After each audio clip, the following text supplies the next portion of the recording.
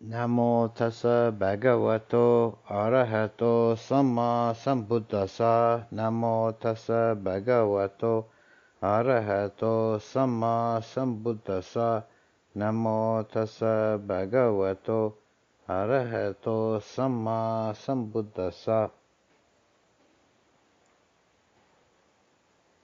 I'm going to speak this evening about some aspects of Buddhist philosophy and how it relates to the way we think of these questions in the West, with the idea that some of the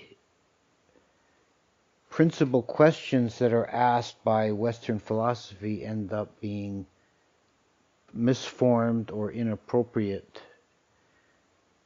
when applied to the Buddhist thought.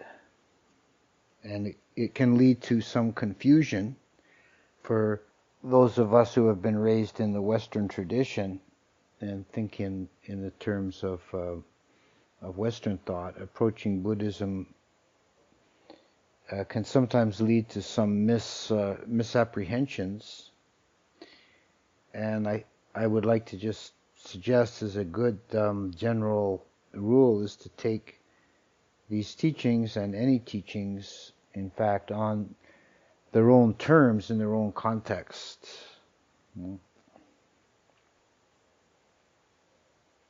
Ajahn has written a book, Buddhist Romanticism, which addresses some aspects of this question, recommended for anyone who wants to delve a little deeper.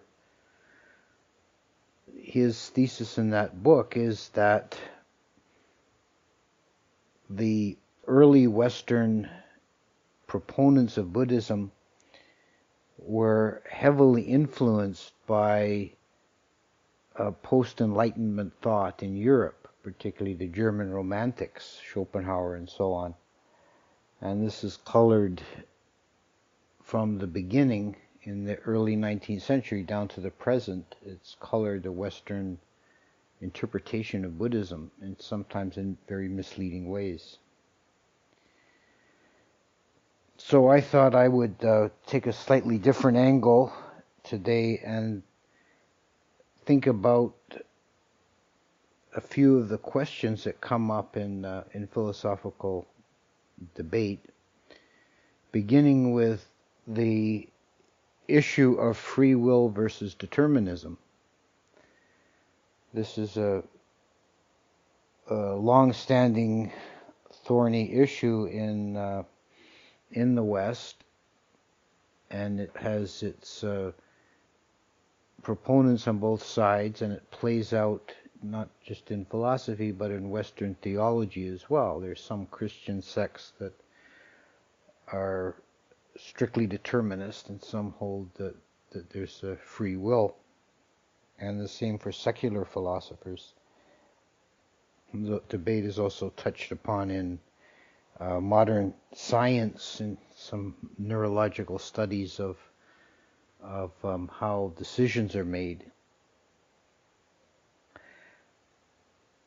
There was a version of this debate current in India at the Buddhist time.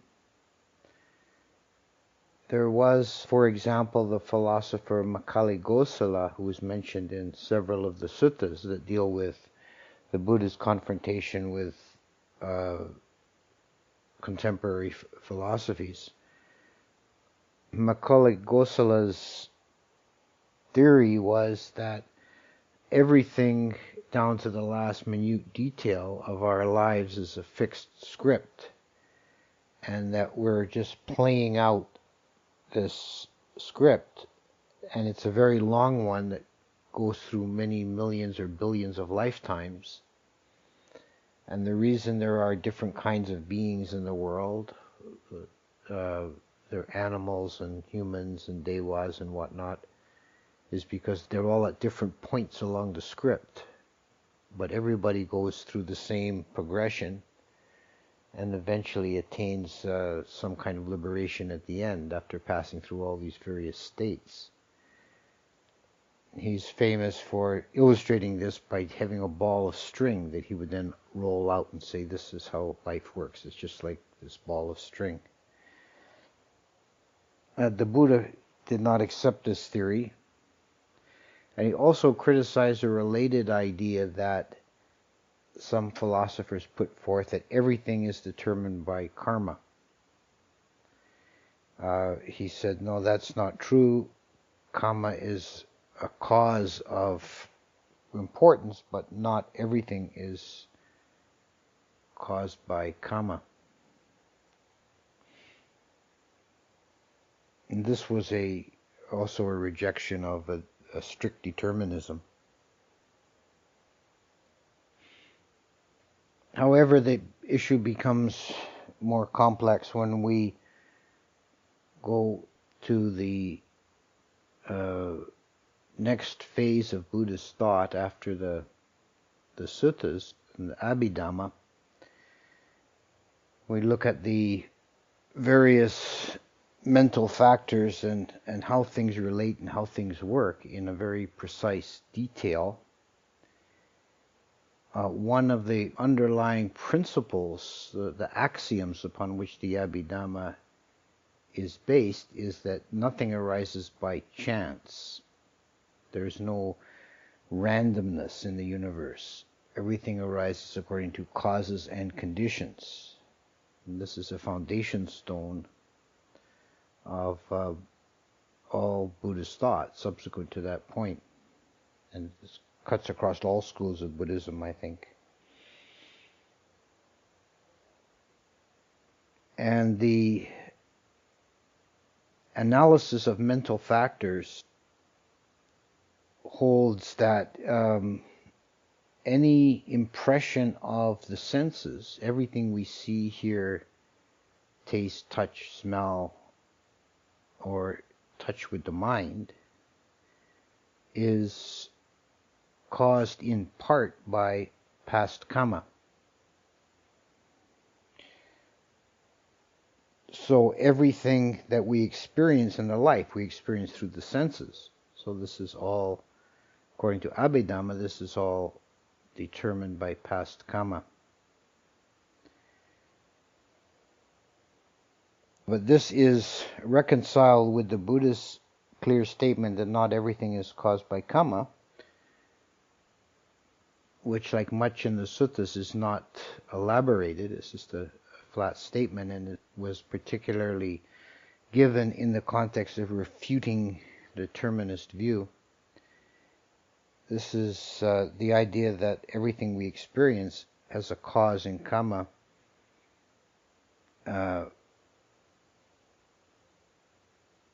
Is not contradictory to this, because the Abhidhamma also recognizes that there are other causes coincident with karma. So that a karmic potential, let's say an act is done in the past, this creates a karmic potential that's then realized as an experience in the future that we call vipaka, or fruit of karma. This also requires external factors to come together. So one can have the seed or potential for a certain experience. Let's say in the past one's made, to make a kind of crude generalized example, let's say that in the past one did an evil deed of burning a living being. So then now there would be a karmic potential to be burnt. But one might go for many lifetimes before the external circumstances come together so that you find yourself in a fire. No? Then the karma would have a potential to come to fruition at that moment. Same sort of thing can, of course, be applied to good karmas.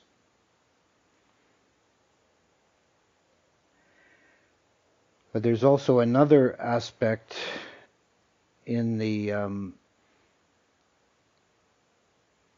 list of mental factors, is a mental factor of Cetana, volition or will, which is the impulsive force of action. And this is manifested in the mind stream as what's called jhana, or impulsion consciousness.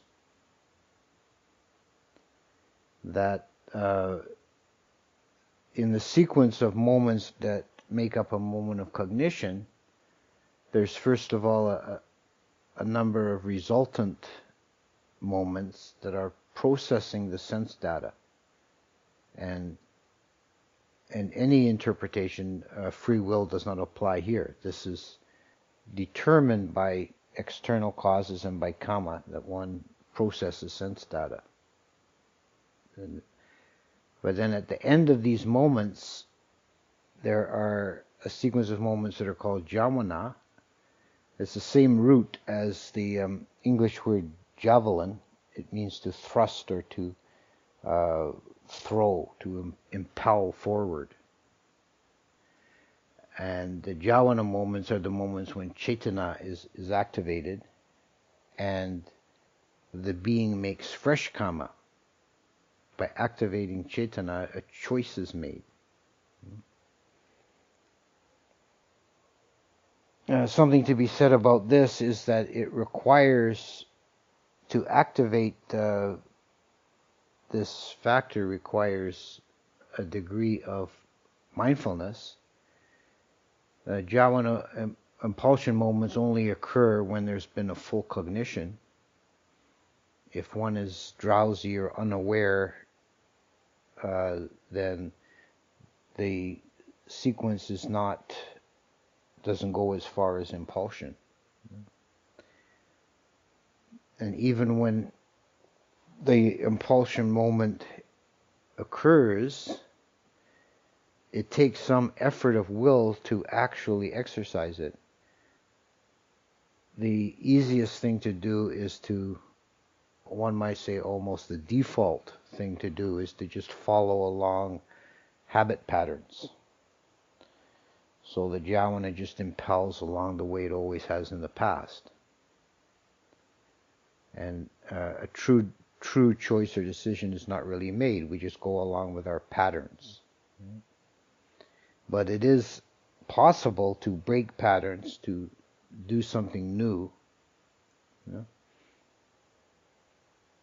to break out of the rut.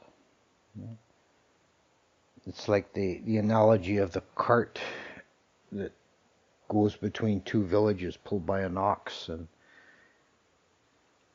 if it's following a well-worn path, the wheels just ride in the ruts and the driver can fall asleep. Even the ox will just take the path of least resistance and go around corners and everything else. But if he wants to strike out across country to a route seldom used, he has to get out and wrestle the cart out of the ruts and keep alert and drive the ox in the correct direction. So it is possible in this scheme or this model to exercise free will, to break a pattern habit and do something new.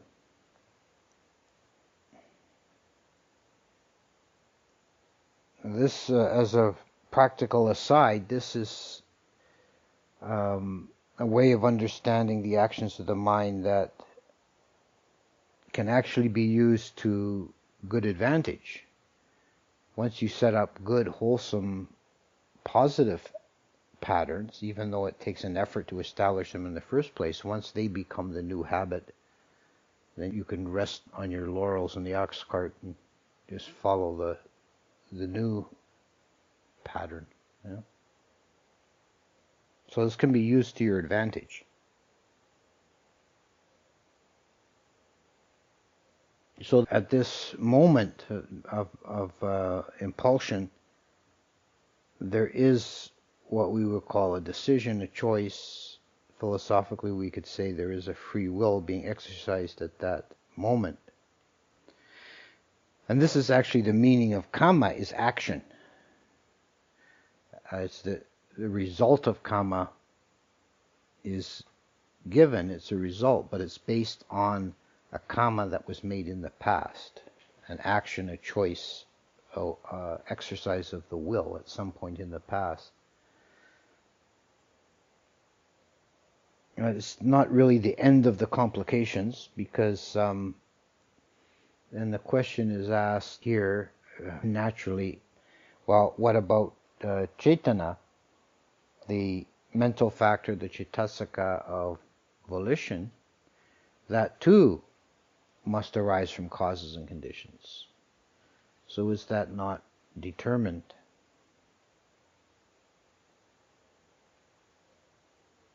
The fact that it arises from causes and conditions does not mean that it is rigidly fixed or determined. Its nature is to have this quality of choice. And that's the result of cause and condition in its case, is that it has this freedom, and it's not a random, there's no randomness involved. And Chaitana is conditioned in large part by habit. As I say, it takes a greater exercise of will to break a habit. And the Chaitana is conditioned by practice. We can educate the inclinations. This is a phrase that I've heard. Educate the inclinations. A more colloquial way of saying how this works in how this plays out in practical ways. A colloquial phrase that applies would be "fake it till you make it." An example that many people can relate to is the killing of insects. In this culture, generally, people don't think much about killing insects. But then if you take up the Buddhist teachings and you take the first precept seriously, you start not trying to practice not killing insects. And at first this can be difficult. If you've been used to all your life just swatting the mosquito, at first it takes a considerable effort of will not to do that. And it doesn't feel easy or natural at first. But after some time of refraining from doing it,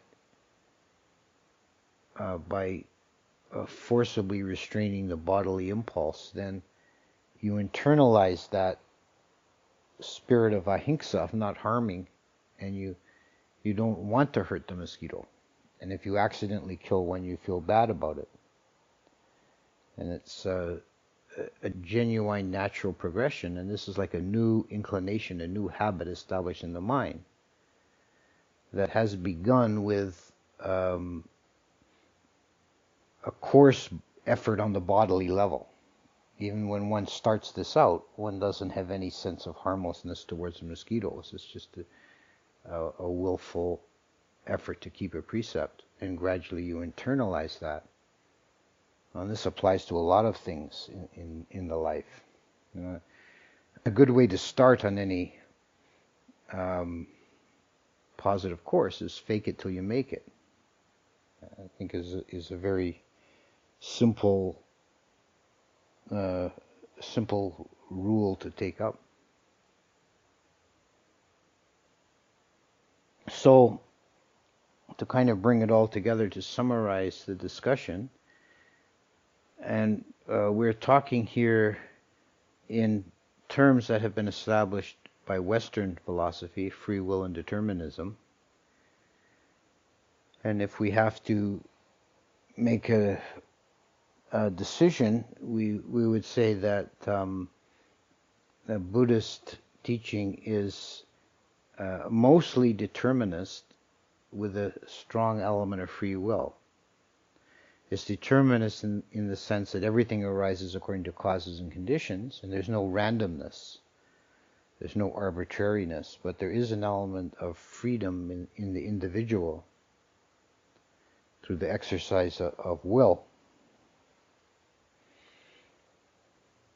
If this still seems paradoxical, that's because the question itself we initially framed is in terms of Western thought, and if we go a little deeper, the principle of emptiness or not self applied to this renders the question moot, because asking if there's free will or determinism assumes that there is someone to be free or to be determined, but there is no essential entity either to be free or to be determined. There's just an interplay of forces. So we could answer this question in different ways depending on what level of teaching we're looking at. At the deepest level, the question is irrelevant. On a kind of middling level, looking at details of Abhidhamma and so on, leans towards the determinist side. But on the level of practical, conventional reality that we have to live in and deal with day to day, and how we actually interface with the world, very strongly leans towards free will, because we have to make choices.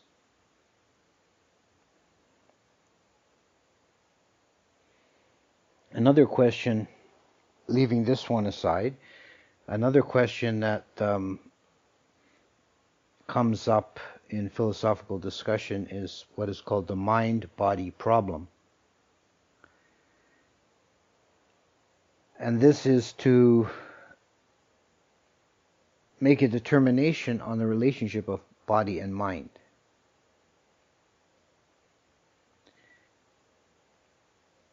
And in Western thought, this has largely been debated between proponents of materialism and those of a kind of eternalism that has been called substance dualism. This is the kind of position that was taken by Descartes and philosophers of a spiritual or Christian bent. It's been called the ghost in the machine, which actually ends up being another kind of materialism, assuming there is some sort of other substance than matter, some spirit that animates the matter. It ends up being, philosophically, it seems just another species of stuff.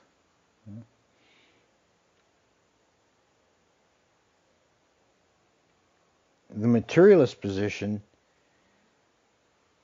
holds that mind is what's called an epiphenomenon of matter. Epiphenomenon meaning a secondary phenomena, something that arises out of the interplay of matter. In the modern iteration, that would be the firing of neurons in the brain. Actually causes consciousness and the other mental faculties.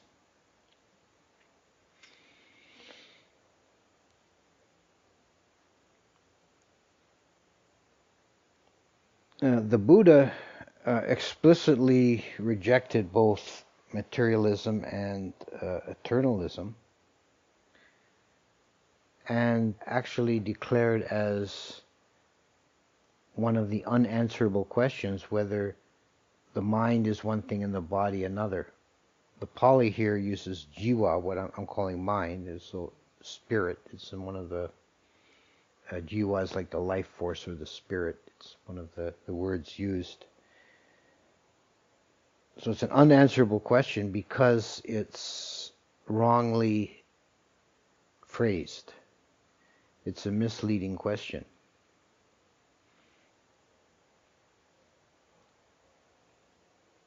He also said in the Dhammapada, the first verse of the Dhammapada, mind is the forerunner, mind is the chief. Mind comes before all things as the ox comes before the cart.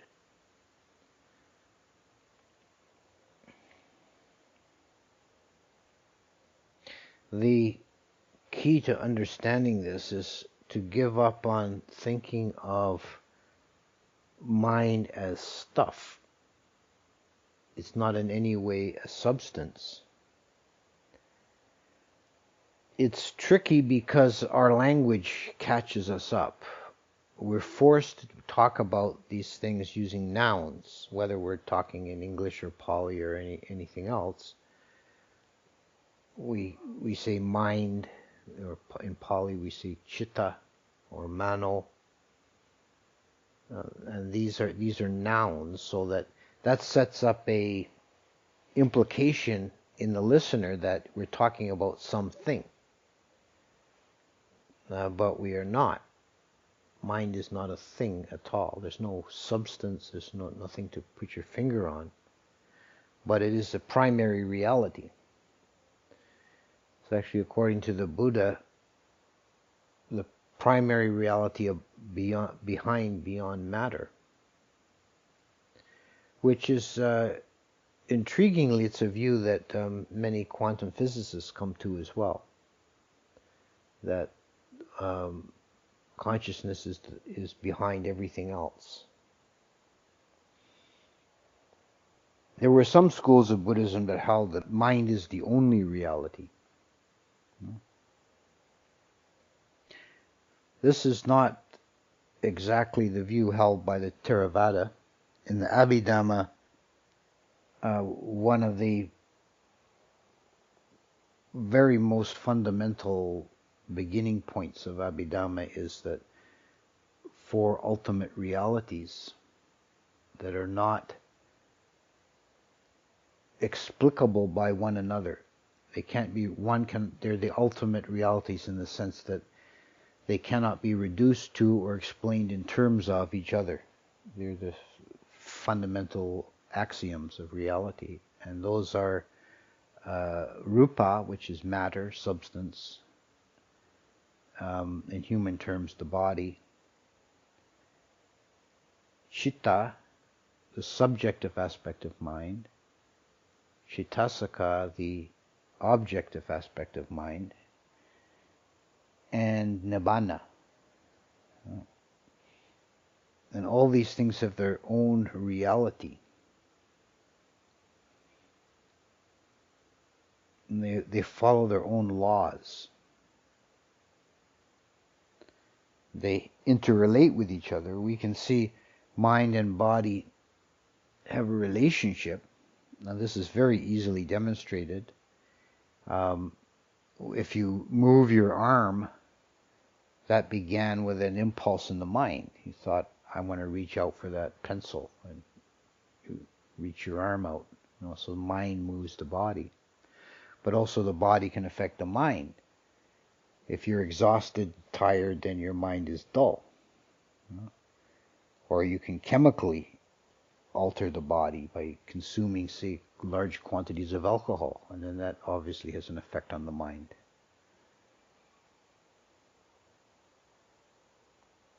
So mind and body interplay with each other.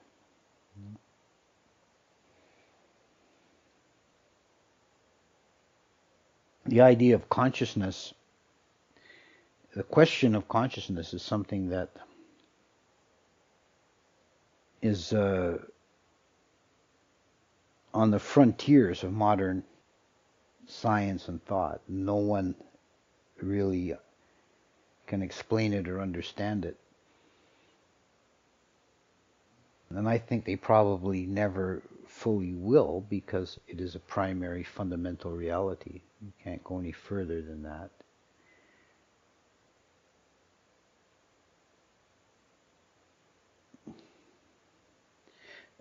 The materialists would love to be able to explain the arising of consciousness in terms of brain function, but no one's ever been able to come close to an explanation of how that works, how material process could yield subjective experience.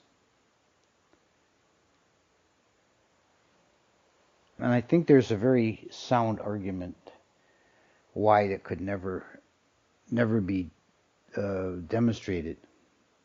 Because if anything was to any process that arises from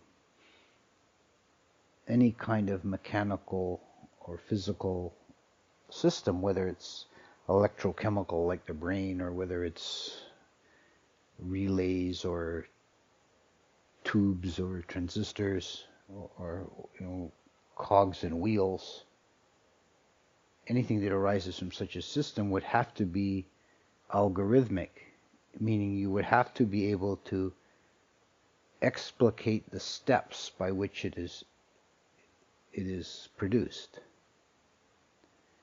You'd have to be able to write out the program, at least in theory.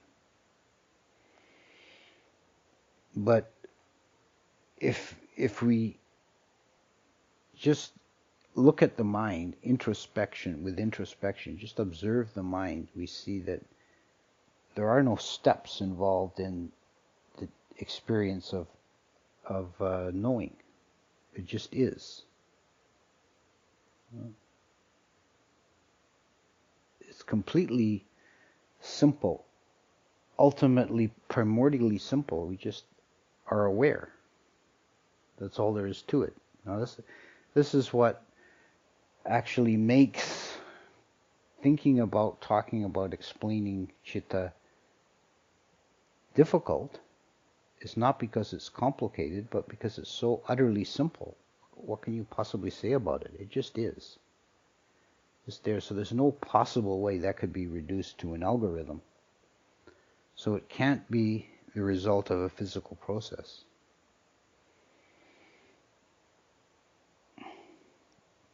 I think that modern people have become so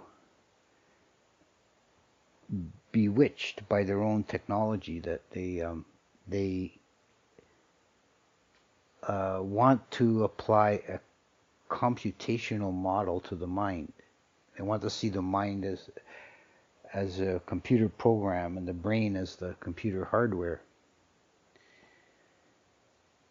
I don't think that works for consciousness. For some mental processes, there is processing that can be mapped in the brain, but not for consciousness.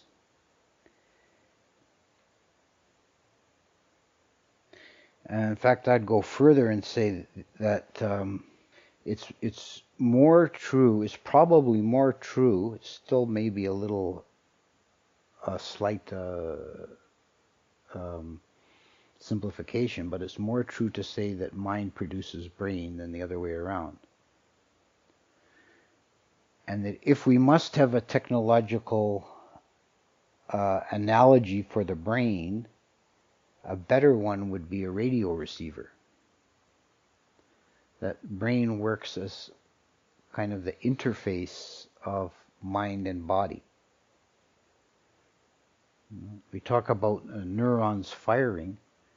Well, what determines which ones fire and where and when?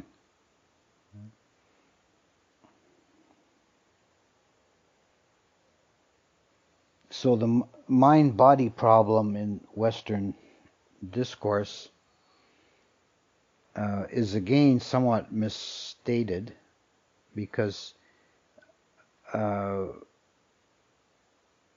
there is an implicit assumption of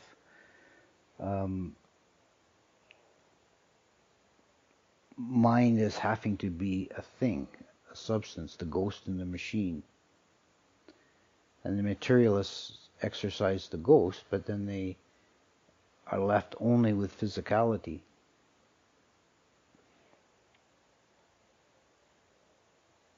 Whereas Buddhism sees mind as primary and matter as being a secondary reflex.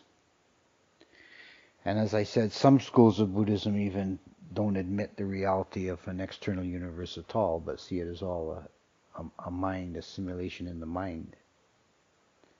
And from a practical point of view, again, reducing it back to from a highly theoretical level to a practical level, we are living in a simulation of the mind, is where we actually live in, because we never touch the external universe directly, but only receive signals, limited signals through the sense gates.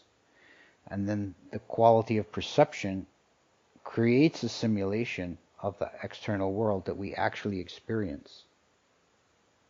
And this is actually quite important to understand, to get a grasp on how the mind works in its relationship to reality.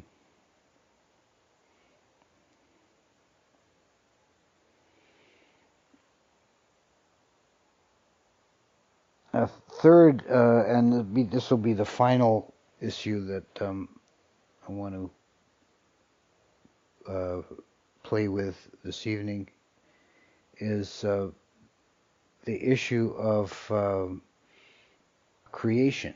Where do things come from? Or expressed in a very general way, why is there something instead of nothing?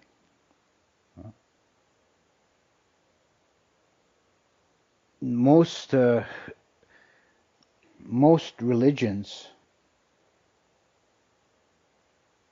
have some idea of a creator God. Either, like the Christian God, creates ex nihilo, out of nothing. In some other cosmologies, the God works upon it some initial chaos. So he starts with some stuff and organizes it and creates the world. But in either case, there's an initial starting point.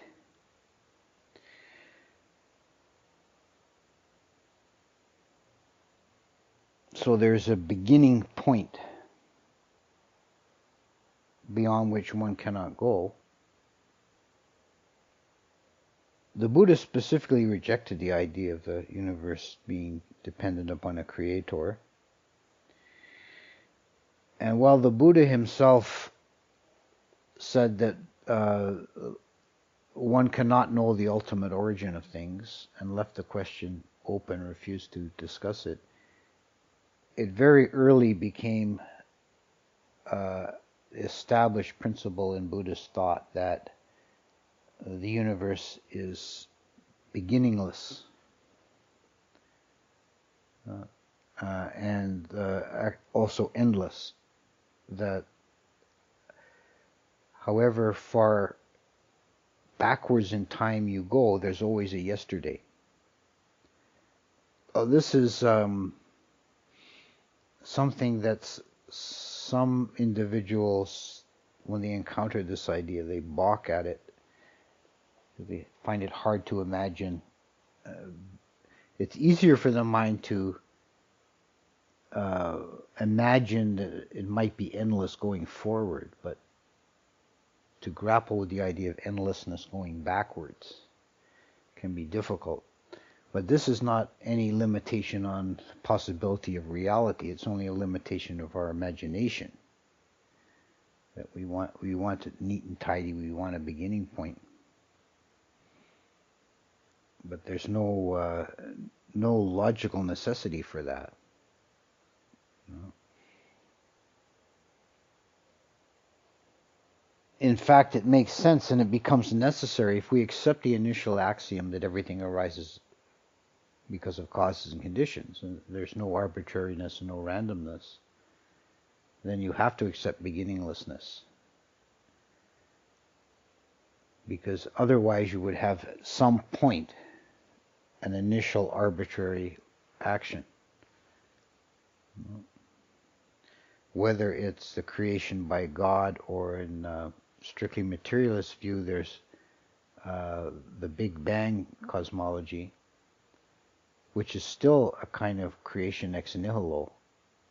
There, although it dispenses with the necessity of a God, it still begs the question of, why or how did this happen?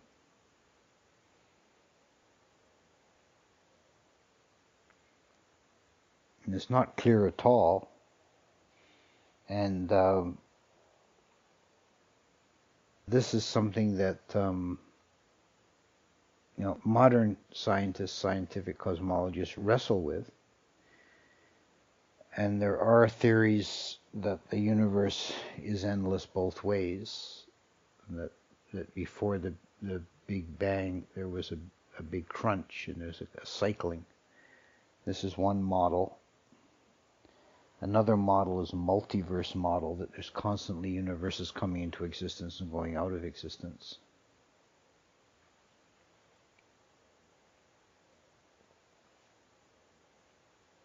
But there's no necessity for imagining that there needs to be a first point. There's no philosophical necessity for imagining that there needs to be a first point or an act of creation. But it still doesn't answer the question fully, why is there something instead of nothing, which could be the ultimate question.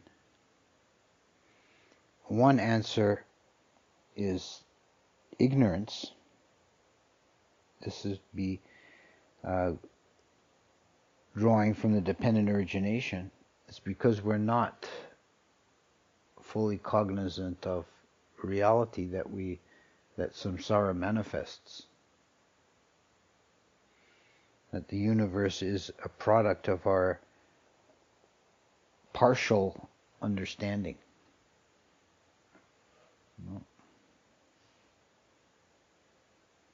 I think this could be put into terms relevant to modern physical understanding, to say that the universe is ultimately a universal potential, a field of universal potential, which in itself is void and without substance.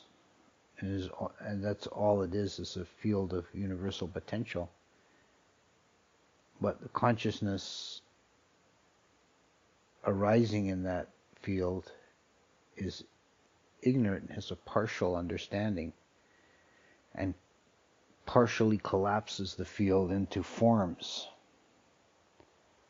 and reality manifests,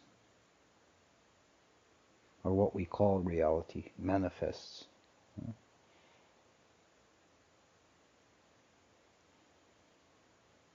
This is the conditioned as opposed to the unconditioned.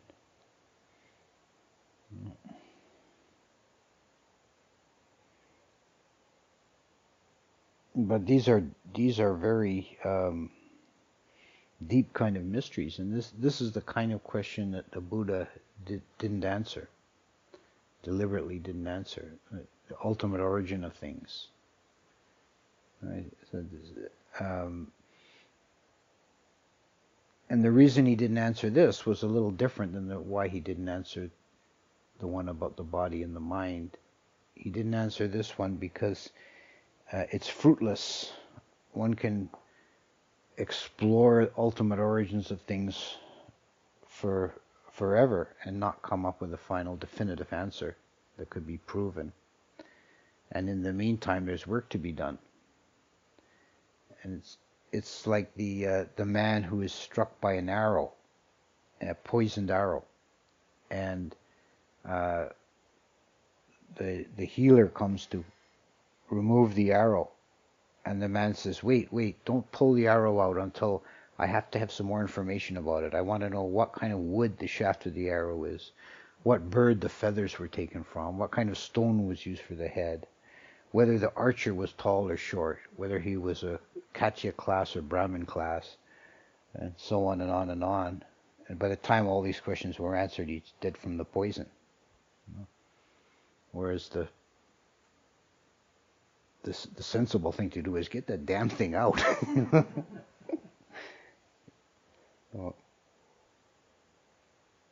So this has been a little bit of playing around with some ideas in Buddhist philosophy, and it's interesting, and it has some value to explore these ideas, but always remember to try and bring it back to the practicalities.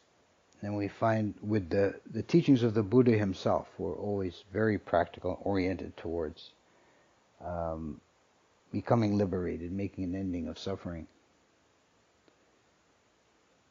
And we find where he did touch on more philosophical questions, it was always with a reason that this will help us to understand and penetrate the nature of impermanence or not self, etc. But of course, none of that stops subsequent generations of Buddhists from endlessly spinning theories in schools and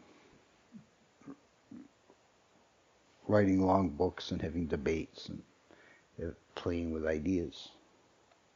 So I think I'll stop there.